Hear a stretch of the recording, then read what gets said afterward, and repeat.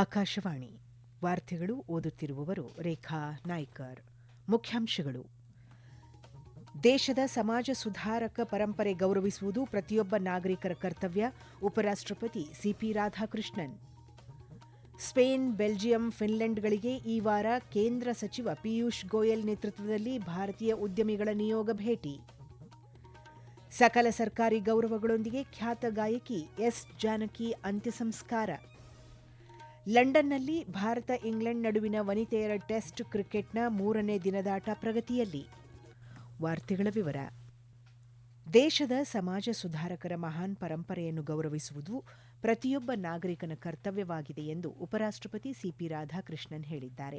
ನವದೆಹಲಿಯಲ್ಲಿ ಸಮಾಜ ಸುಧಾರಕ ಹಾಗೂ ಸ್ವಾತಂತ್ರ್ಯ ಹೋರಾಟಗಾರ ಮನ್ನತ್ತು ಪದ್ಮನಾಭನ್ ಅವರ ಪ್ರತಿಮೆಯನ್ನು ಅನಾವರಣಗೊಳಿಸಿ ಮತ್ತು ಮನ್ನಂ ಸ್ಮೃತಿ ಮಂಟಪವನ್ನು ಉದ್ಘಾಟಿಸಿ ಮಾತನಾಡಿದ ಅವರು, ಸಾಮಾಜಿಕ ನ್ಯಾಯ, ಸಮಾನತೆ, ಶಿಕ್ಷಣ ಮತ್ತು ಸಮುದಾಯ ಸೇವೆಗಾಗಿ ಮನ್ನತ್ತು ಪದ್ಮನಾಭನ್ ತಮ್ಮ ಜೀವನ ಸಮರ್ಪಿಸಿಕೊಂಡಿದ್ದರು.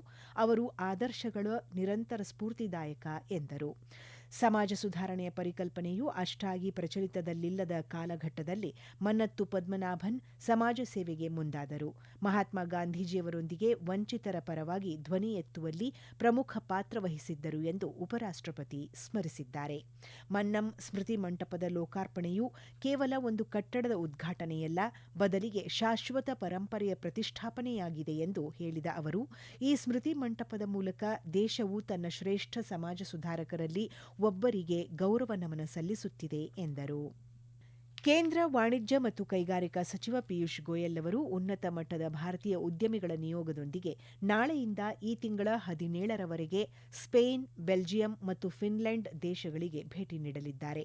ವ್ಯಾಪಾರ, ಹೂಡಿಕೆ, ತಂತ್ರಜ್ಞಾನ, ನಾವೀನ್ಯತೆ ಮತ್ತು ಸುಸ್ಥಿರತೆಯ ಮೇಲೆ ಗಮನ ಕೇಂದ್ರೀಕರಿಸುವ ಮೂಲಕ ಯುರೋಪ್ನೊಂದಿಗೆ ಭಾರತದ ಆರ್ಥಿಕ ಪಾಲುದಾರಿಕೆಯನ್ನು ಬಲಪಡಿಸುವುದು ಈ ಭೇಟಿಯ ಉದ್ದೇಶವಾಗಿದೆ ಎಂದು ವಾಣಿಜ್ಯ ಮತ್ತು ಕೈಗಾರಿಕಾ ಸಚಿವಾಲಯ ತಿಳಿಸಿದೆ.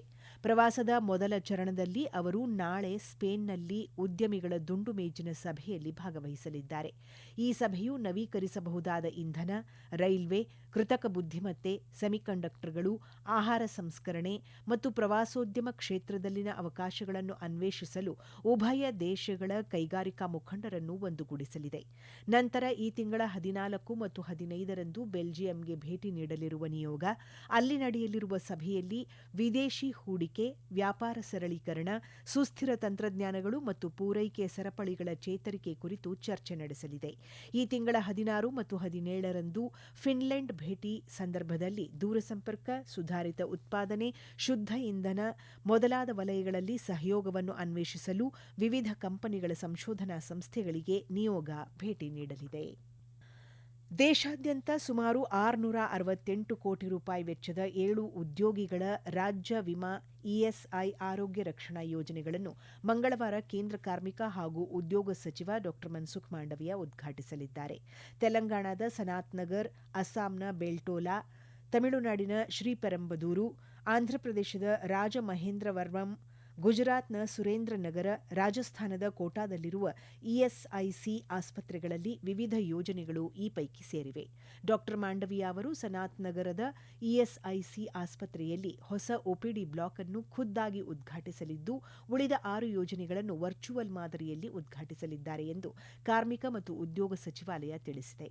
ಈ ಆರೋಗ್ಯ ಸೌಲಭ್ಯಗಳು ದೇಶಾದ್ಯಂತ ಸುಮಾರು 53 ಲಕ್ಷ ಫಲಾನುಭವಿಗಳ ವೈದ್ಯಕೀಯ ಅಗತ್ಯತೆಗಳನ್ನು ಪೂರೈಸಲಿವೆ ಎಂದು ಸಚಿವಾಲಯ ತಿಳಿಸಿದೆ. ಈ ಸಂದರ್ಭದಲ್ಲಿ ಡಾ ಮಾಂಡವಿಯಾ ಅವರು ಸನಾತ್ ನಗರದ ಇಎಸ್ಐಸಿ ಆಸ್ಪತ್ರೆಯ ಒಪಿಡಿ ಬ್ಲಾಕ್ ನಿರ್ಮಾಣಕ್ಕೆ ಶ್ರಮಿಸಿದ ಕಟ್ಟಡ ಕಾರ್ಮಿಕರನ್ನು ಅವರ ಪಾತ್ರ ಗುರುತಿಸಿ ಗೌರವಿಸಲಿದ್ದಾರೆ. ಉದ್ಯೋಗಿಗಳ ಕಲ್ಯಾಣಕ್ಕೆ ಸರ್ಕಾರದ ಬದ್ಧತೆಯನ್ನು ಪುನರುಚ್ಚರಿಸುವ ಭಾಗವಾಗಿ ಅವರು ಇಎಸ್ಐ ಫಲಾನುಭವಿಗಳಿಗೆ ನಗದು ಸೌಲಭ್ಯಗಳನ್ನು ವಿತರಿಸಲಿದ್ದಾರೆ. ಕಾರ್ಮಿಕ ಮತ್ತು ಉದ್ಯೋಗ ರಾಜ್ಯ ಸಚಿವರಾದ ಶೋಭಾ ಕರಂದ್ಲಾಜೆ ಅವರು ಕೂಡ ಈ ಕಾರ್ಯಕ್ರಮದಲ್ಲಿ ಭಾಗಿಯಾಗಲಿದ್ದಾರೆ. ಈ ವಾರ್ತೆಗಳನ್ನು ಆಕಾಶವಾಣಿಯಿಂದ ಕೇಳುತ್ತಿದ್ದೀರಿ. ನಮ್ಮ ಎಲ್ಲಾ ರಾಷ್ಟ್ರೀಯ ವಾರ್ತೆಗಳು ಹಾಗೂ ಪ್ರದೇಶ ಸಮಾಚಾರ ಈಗ ಆಕಾಶವಾಣಿ ನ್ಯೂಸ್ ಕನ್ನಡ ಯೂಟ್ಯೂಬ್ ಚಾನೆಲ್ನಲ್ಲಿ ಲಭ್ಯ. ನಮ್ಮ ಎಕ್ಸ್ ಖಾತೆ ಮತ್ತು ಇನ್ಸ್ಟಾಗ್ರಾಂ ಖಾತೆ ಆಕಾಶವಾಣಿ ನ್ಯೂಸ್ ಕನ್ನಡ. ಹೆಚ್ಚಿನ ಮಾಹಿತಿಗಾಗಿ ನಮ್ಮ ಫೇಸ್ಬುಕ್ ಖಾತೆ AIR ಕನ್ನಡ ನ್ಯೂಸ್ ಅನುಸರಿಸಿ. ಮಾಹಿತಿಯ ಹೂರಣ ವಾರದ ಕಾರ್ಯಕ್ರಮ ಪ್ರಚಲಿತ ವಿದ್ಯಮಾನ ಪ್ರತಿ ಬುಧವಾರ 9:15ಕ್ಕೆ.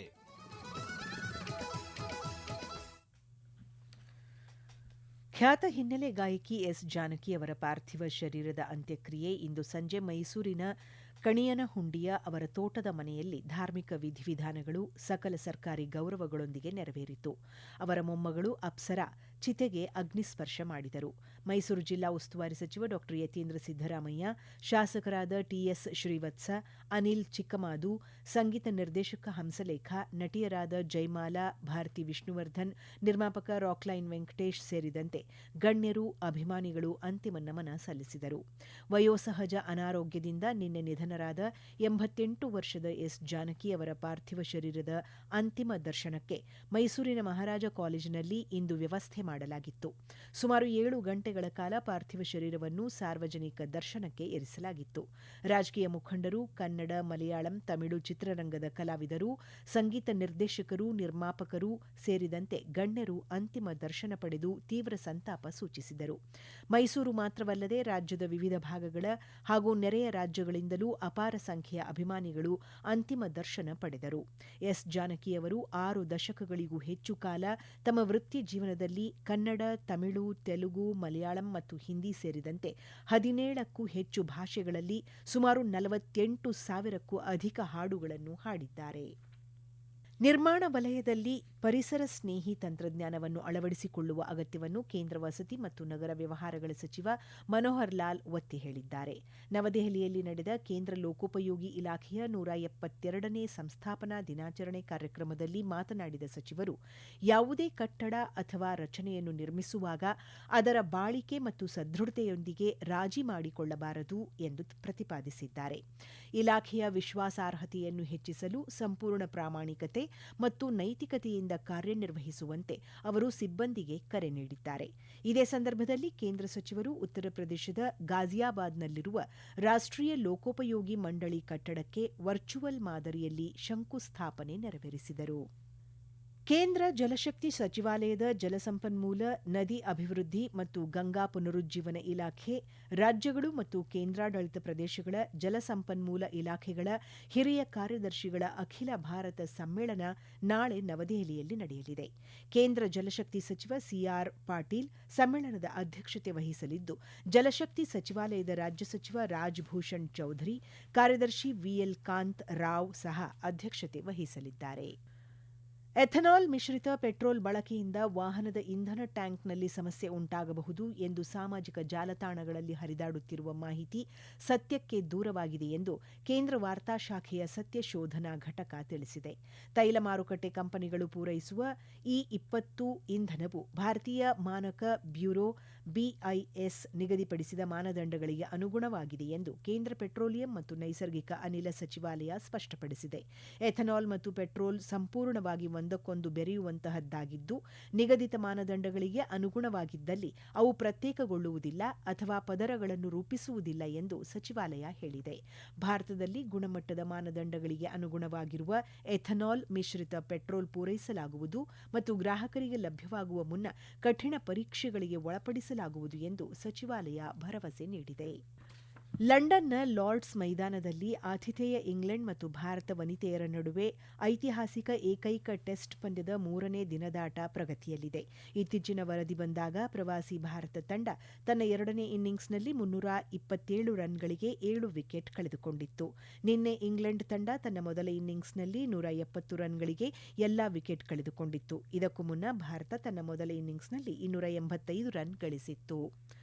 ಕೊನೆಯಲ್ಲಿ ಮತ್ತೊಮ್ಮೆ ಮುಖ್ಯಾಂಶಗಳು. ದೇಶದ ಸಮಾಜ ಸುಧಾರಕ ಪರಂಪರೆ ಗೌರವಿಸುವುದು ಪ್ರತಿಯೊಬ್ಬ ನಾಗರಿಕರ ಕರ್ತವ್ಯ, ಉಪರಾಷ್ಟ್ರಪತಿ ಸಿಪಿ ರಾಧಾಕೃಷ್ಣನ್. ಸ್ಪೇನ್, ಬೆಲ್ಜಿಯಂ, ಫಿನ್ಲೆಂಡ್ಗಳಿಗೆ ಈ ವಾರ ಕೇಂದ್ರ ಸಚಿವ ಪಿಯೂಷ್ ಗೋಯಲ್ ನೇತೃತ್ವದಲ್ಲಿ ಭಾರತೀಯ ಉದ್ಯಮಿಗಳ ನಿಯೋಗ ಭೇಟಿ. ಸಕಲ ಸರ್ಕಾರಿ ಗೌರವಗಳೊಂದಿಗೆ ಖ್ಯಾತ ಗಾಯಕಿ ಎಸ್ ಜಾನಕಿ ಅಂತ್ಯ ಸಂಸ್ಕಾರ. ಲಂಡನ್ನಲ್ಲಿ ಭಾರತ ಇಂಗ್ಲೆಂಡ್ ನಡುವಿನ ವನಿತೆಯರ ಟೆಸ್ಟ್ ಕ್ರಿಕೆಟ್ನ 3ನೇ ದಿನದಾಟ ಪ್ರಗತಿಯಲ್ಲಿ. ಇಲ್ಲಿಗೆ ವಾರ್ತಾ ಪ್ರಸಾರ ಮುಕ್ತಾಯವಾಯಿತು. ನಮ್ಮ ಮುಂದಿನ ವಾರ್ತಾ ಪ್ರಸಾರ ನಾಳೆ ಬೆಳಿಗ್ಗೆ 7:05ಕ್ಕೆ.